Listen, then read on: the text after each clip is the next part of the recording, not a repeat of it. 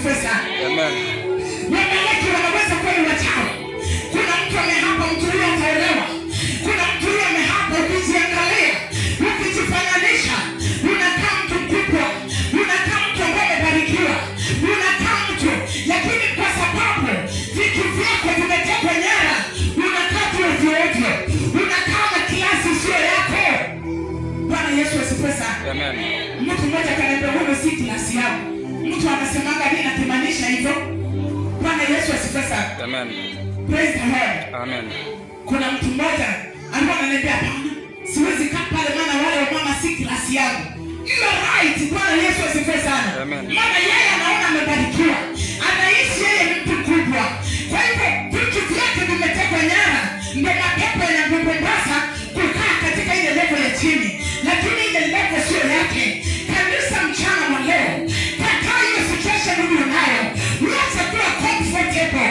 Kataa kabisa, mwambie Bwana, nataka nikuone. Bwana Yesu asifiwe sana. Amen. Wacha kulipika vile ulivyo. Utamngoja Bwana, mti zitajaa kwa kichwa na Mungu hatakuja. Jitie katika Bwana. Songa mbele na utamwona Mungu. Songa mbele na utapata baraka zako. Songa mbele na utapata ushindi wako. Maana Mungu ana mipango mizuri ndani ya maisha yako. Bwana Yesu asifiwe sana. Na ibada yako iko wapi? Nikiangalia Daudi, kwa nini anasema nileteni Nigeria? Ni kama kidogo. Kwa nini Nigeria ikae kando na yeye? Praise the Lord. Amen. Bwana Yesu asifiwe sana. Amen. Lazima tufanye kitu. Lazima tumtafute Mungu. Kataa kuwa comfortable katika hiyo hali. Kataa hiyo situation. Mwambie Bwana, nimechoka. Songa mbele sasa na kitu utakipata. Maana katika hao wanawake wa Daudi, kuna mmoja ambaye alikuwa anampenda Abigaili.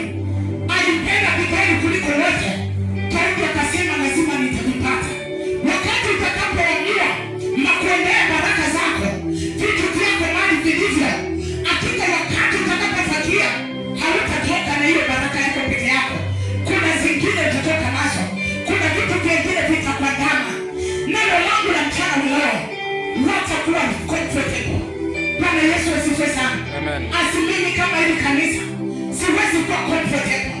Hata watu wakifika 100, siwezi kuwa comfortable. Bwana Yesu asifiwe sana. Lazima ninainua na ibada yangu kila siku. Baba, nataka makusudi yako yatendeke. Hii si klasi yetu.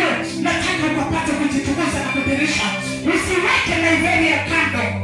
Bwana Yesu asifiwe sana. Amen. Tunataka tufuatie baraka zetu ziko. Vitu vyetu viko.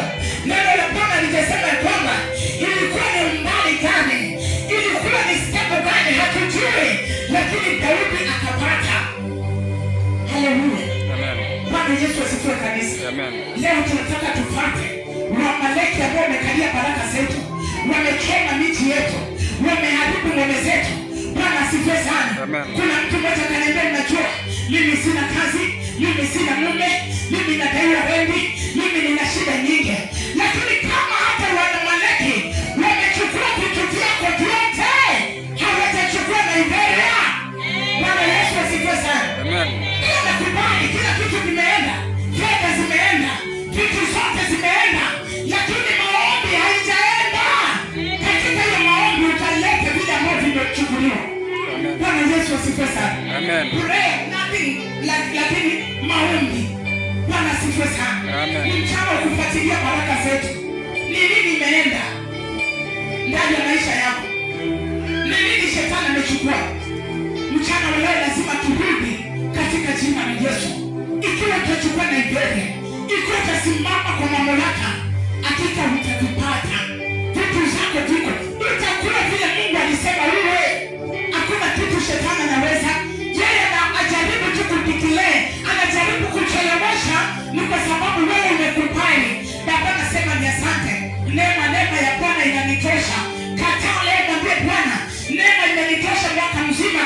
Leo hii nafuatilia baraka zako, nafuatilia utajiri wako, nafuatilia kile nimeweka ndani ya maisha yangu, nami nasema utakipata. Bwana Yesu asifiwe sana. Nataka tusimame. Nataka tupige kwa. Nataka mwambie Bwana asifiwe sana. Mchumba wako aliweka wapi? Si vyema. Katilia amefichwa kwa makaburi. Mapepo yana celebrate tu. Nenda hapo. Nenda mtoe baraka zako. Ndio vile Mungu alisema, na utakuwa kupitia maombi ya mchana leo.